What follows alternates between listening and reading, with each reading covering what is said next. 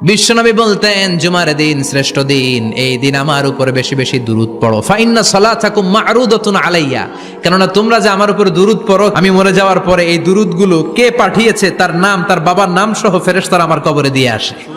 সাহাবারা বললেন, ইয়া রাসূলুল্লাহ কাইফা সালাতুনা মা'রুদাতুন আলাইক, আপনি মরে যাওয়ার পরে আমাদের দুরূদ কেমন করে আপনি দেখবেন? ওয়াকাদ আরিমতা, আপনি তো পচে গলে মাটির সাথে মিশে যাবেন। বিশ্বনবী বলেন, ইন্নাল্লাহা হাররামা আলাল আরদি আন তাকুলা আজসাদাল আম্বিয়া, নবীদের লাশকে খেয়ে ফেলা, নবীদের লাশকে পচিয়ে ফেলা জমিনের সব মাটির জন্য আল্লাহ হারাম করে দিয়েছে।